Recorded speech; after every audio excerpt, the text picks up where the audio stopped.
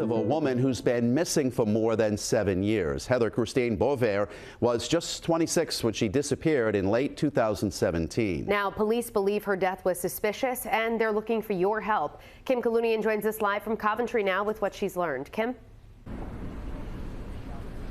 Yeah, Shannon and Mike, police here in Coventry are not yet ready to classify this as a homicide, but they are hopeful someone out there will come forward with a crucial piece of information to help them figure out exactly what happened to Heather. In December, Coventry police and the FBI were searching this spot at the corner of Gattery Ave and Eisenhower Streets, a search we now know was connected to a discovery made nearly 2 years prior. Today we're here to provide information regarding the identification of skeletal remains that were recovered April 29th, 2023. Coventry Police Detective Paul Pacheco says through DNA and dental records, they were able to identify those remains late last year as Heather Christine Boisvert. The then 26-year-old was reported missing out of Providence in 2017. Did it seem like her death occurred around the time that she was reported missing? We feel very confident that late in 2017 is when this occurred, and we believe, based on the investigation that we have so far, that those remains had been there for 5 years until they were discovered. Pacheco says the remains were found by 2 people walking through the woods, and that investigators have been back to that site multiple times since, though Pacheco would not say whether they recovered any additional evidence during these December searches. Now they're calling on the public to help them figure out what happened to Heather and who might be responsible. We're confident that there are people out there that have information related to who Heather was, her whereabouts prior to her going missing, and her interaction with others. If you're one of these people and you have not yet spoken with law enforcement, I want to encourage you to please come forward. And I did reach out to Heather's family today, but so far I have not heard back. Again, Coventry Police want to hear from you. If you have any information at all, we have their tip line number and email right now on our website, WPRI.com. Live in Coventry, I'm Kim Kalunian, 12 News.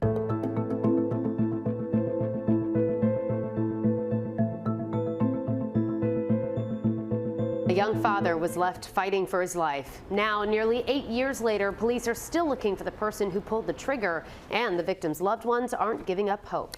12 News anchor Kim Kalunian joins us now live in studio with the story of Matthew Muirhead. Kim? Well, Mike and Shannon, Matthew spent nearly 2 weeks fighting for his life in the hospital, but he was never able to tell anyone what unfolded that night or who was responsible before he died.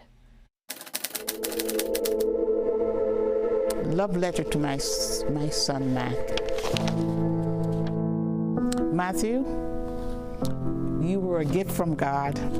Beverly Scott cherished her son. Do you remember this? Oh, yeah, from the hospital. This is his hand, wrist. She described him as an athletic and sweet young boy. Those who knew Matthew Muirhead as he grew into adulthood, like his former boss and friend Ron Pizzullo, say he was a hard worker with a giving spirit. Always smiling, you know, very pleasant, wanted to learn, wanted to do it right. Nobody ever had a bad thing to say about him. It was a warm June Saturday night in 2017 when Muirhead made his way to a food truck at the corner of Broad and Sumter Streets. A fight broke out, an altercation that police say was captured on camera.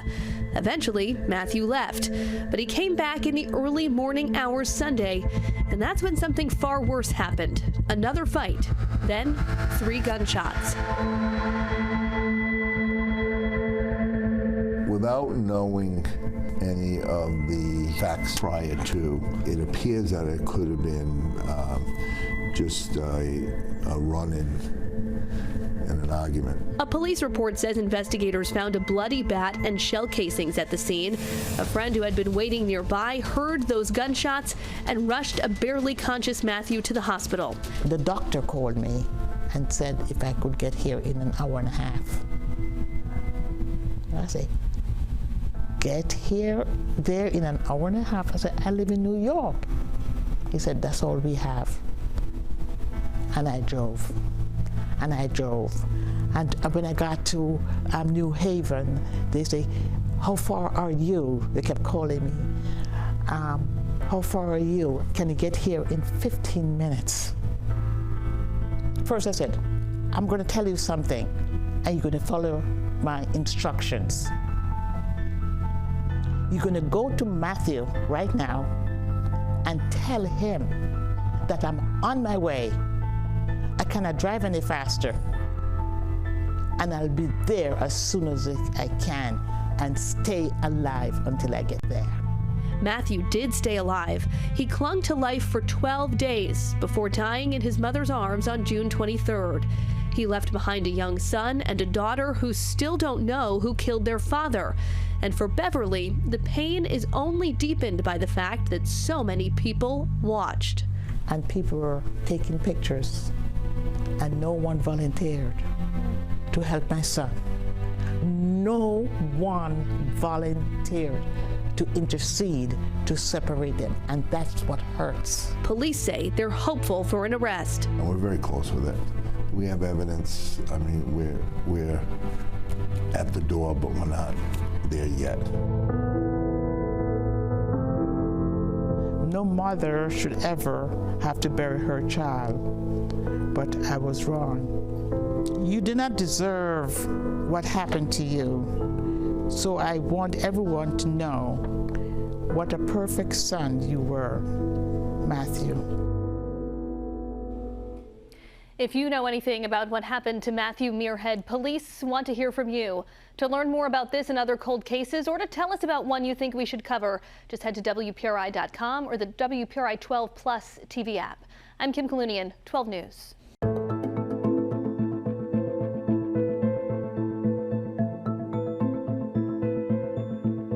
Our Kim Kalunian joins us live now from Cranston with the details. Kim?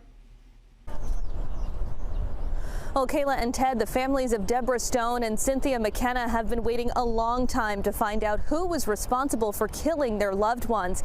And while those suspects were publicly named today, neither of those men will be facing charges because both of them are dead. Two unrelated cold cases now considered closed after the Attorney General's cold case unit announced the names of suspects in the murders of Deborah Stone and Cynthia McKenna. As we feel and hope that it just gives you a modicum of closure. It's the least we can do.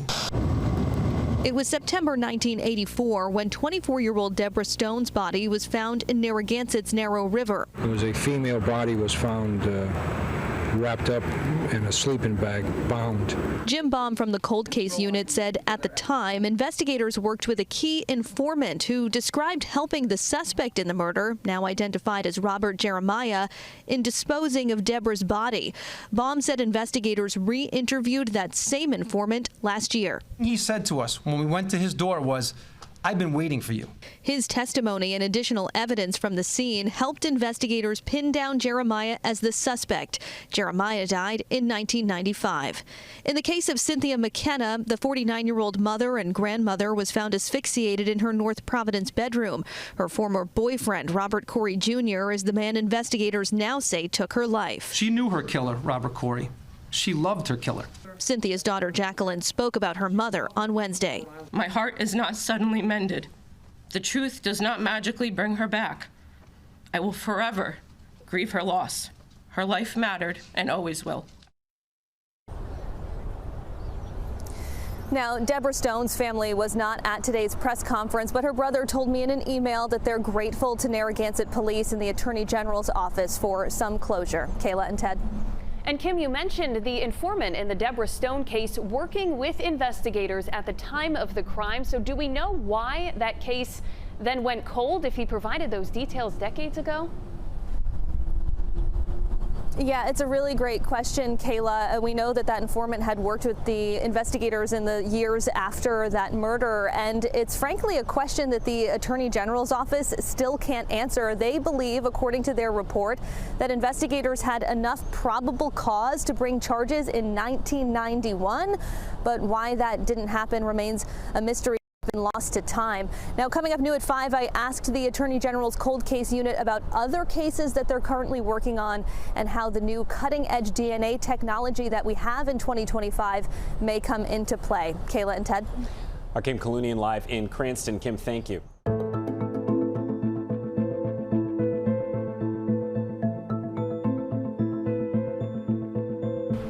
Shtutin has kept the sympathy cards from 1986. With all our love. It was the year her life changed forever. She was just 13.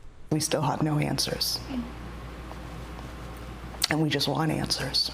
Her father, Myle Shtutin, had brought his family over from Russia to live a better life in America. Mariana said he was a relentless provider and opened the restaurant Rose's Express on Post Road in North Kingstown, turning it into a thriving community spot. But it's where Myle's life was ultimately cut short. Throughout the course of investigation, there have been indications that robbery could possibly have been the motive. Myle had been waiting for an HVAC repairman after closing on the afternoon of July 7th.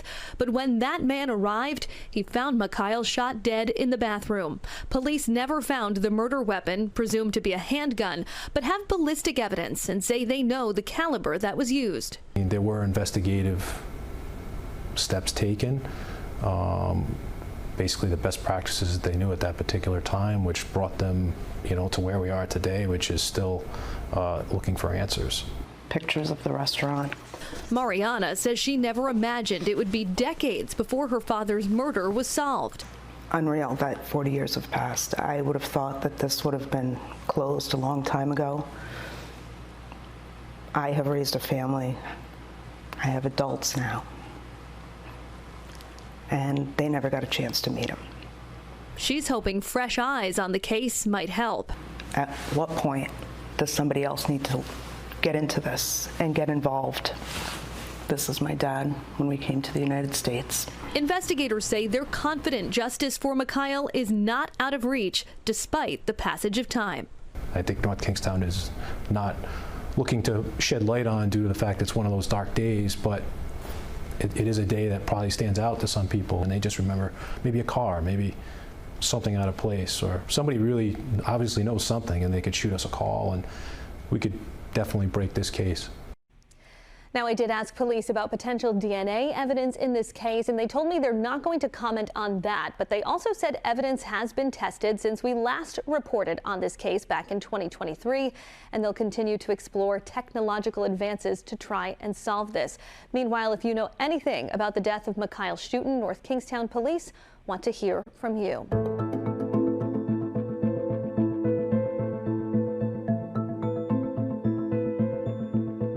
We told you about David Semenza's death last year, showing you never before seen video surveillance from inside the home where he was killed. Now we're hearing from the man seen in this video who admits to fatally stabbing Semenza. Jesse Machado says it was self-defense, and Newport police agree. Machado reached out to me earlier this year after he saw my report on Davide Semenza's homicide back in September. He says he wanted to share his side of what happened inside that room, a roughly 20-minute encounter that turned deadly.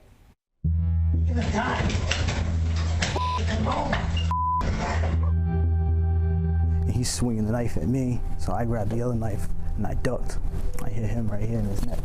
That's how Jesse Machado describes the scene that unfolded inside this Dudley Avenue home in February of 2022. He says he was inside a room with Davide Semenza and a woman, my friend, whom he had met just days before, but who had known Semenza longer. Police have not publicly identified her. He has his back to the door. He's got like a knife in his hand, and he's like, I'm gonna kill her. He's like, you ain't getting out of here alive. Were you fearful that if you didn't somehow, physically assault Davide, that your life was in jeopardy? 100%. Machado is no stranger to crime. He's faced weapons and drug charges, and most recently a felony assault charge out of Tiverton just a few weeks after we sat down with him in April.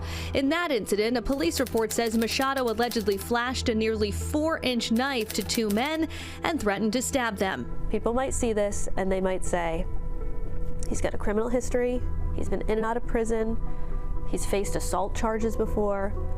Why should we trust your story? Well, the audio and the video evidence spoke for me.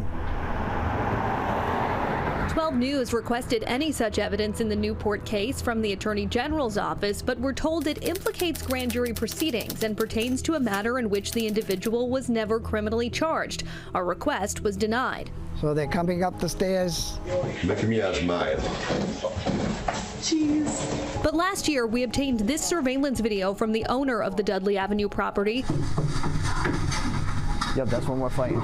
We reviewed that video with Machado, and while you can't see what happens inside that room, you can hear it. You're gonna die.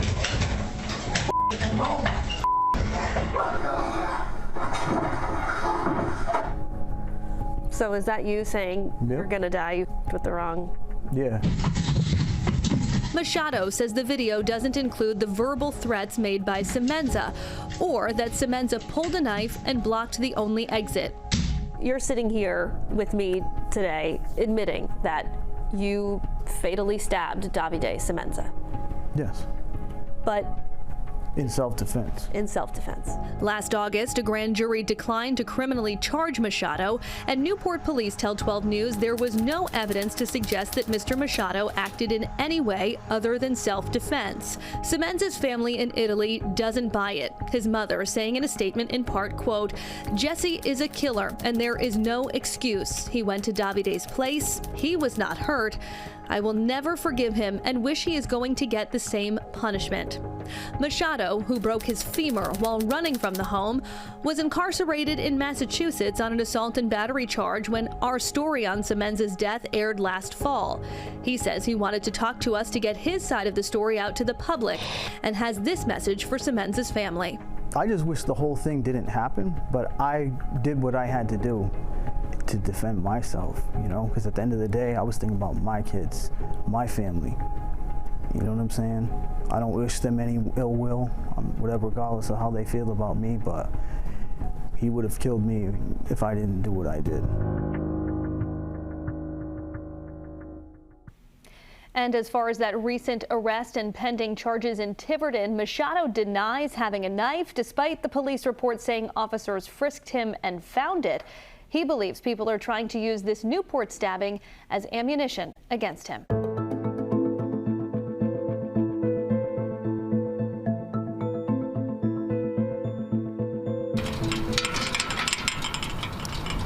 It's almost like we didn't have time to take pictures. Yeah, so that was all of us. The big hairdo back in the day. Jerry Hood will never forget what it felt like when her sister disappeared. It was torture. It was absolute torture. 19-year-old Teresa Corley had gone out with some friends in Franklin, Massachusetts the night of December 4th, 1978.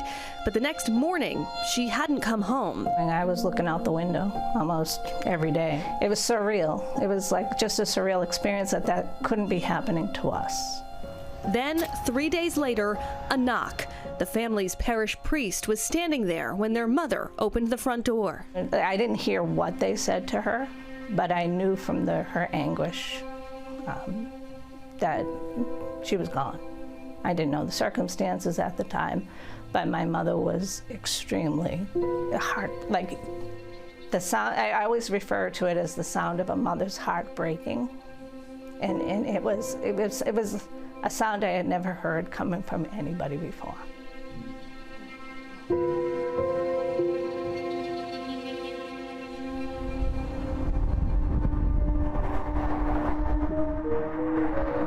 Teresa's body had been found on the side of 495 in Bellingham, near the Medway town line. She had been strangled. The news rocked the small town just over the Rhode Island border. Theories started to swirl and haven't stopped in the nearly half a century since. For a cold case, as involved as we can be, we are, because things still spill through the front door. So there's been so many variations of who's in the car. list of names of people who might have been in the car. The car is the vehicle that Teresa may have gotten into in the final moments of her life. Investigators say after drinking at an 18-plus bar, Teresa got picked up by a group of men. Police say she was taken to a nearby apartment complex where she was sexually assaulted. Witness accounts vary, but police believe Teresa was picked up by 1 or 2 truck drivers in the early morning hours and once more by a car full of men.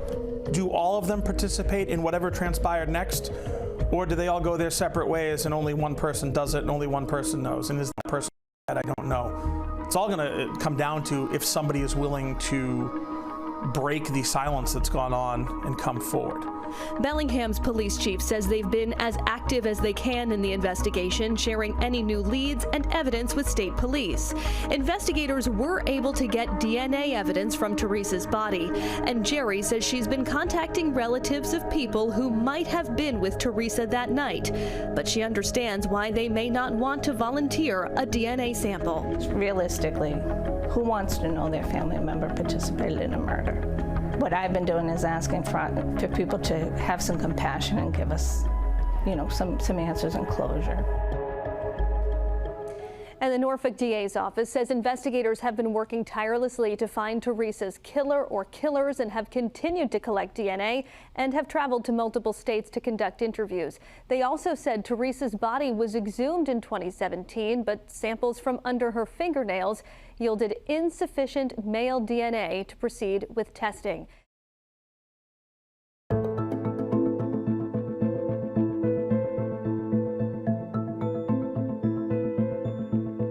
Thank you for joining us. I'm Shannon Heggie. I'm Mike Montecalvo. Kim Kalunian joins us now with the findings and her daughter's reaction. Kim?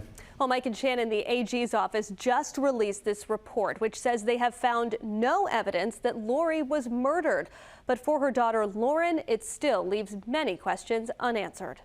Oh, absolutely. This is not what I was hoping for. After a more than 6-year push to have her mother's death investigated as a homicide, Lauren Malloy says she doesn't just feel disappointed, she feels disturbed. They say, based on the available information, they conclude that currently there is no evidence establishing my mom's death as a homicide. But what's missing from that is there's no evidence saying that it's not a homicide. Lori Lee Malloy was just 30 years old when she was found dead in her East Providence apartment in 1993. The circumstances were strange. The door was ajar. The faucet was running in the bathroom where she was found, and tufts of hair littered the floor. Slices of bread were scattered near Lori's nude body. Ultimately, the medical examiner determined she died from natural causes. Now, a newly released report from the Attorney General's office details multiple interviews with friends and relatives of Lori's, as well as results of a second autopsy conducted after Lori's remains were exhumed in 2023. The medical examiner concluded the cause and manner of her death was undetermined. But Lauren, who was just 18 months old when her mother died, remains convinced that a person her mother knew well killed her, even pointing to a new finding that hair in her mother's hands matched DNA from Lori herself or a female blood relative. Certainly hope that somebody who either sees this report or any of my posts or any other coverage on my mom's case and may know something will be willing to come forward with what they know. So I'll always have that hope. I think all of us, don't like to deliver disappointing news.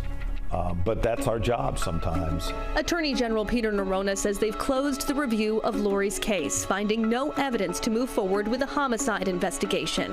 What we're saying is there's no evidence that would support probable cause to believe that she died at the hands of another. Are there things about her death that remain open questions? For sure. Lauren has become an advocate for many families navigating cold cases and said her own pursuit of justice isn't over. Just because you don't get the answer you're looking for doesn't mean it's not out there. And if you really believe in your heart and you know from your work or from the evidence you've uncovered what something is, don't give up on it. And if you'd like to learn more about Lori Lee Malloy's case or to read more about the Attorney General's new report, you can just head to WPRI.com. I'm Kim Kalunian, 12 News.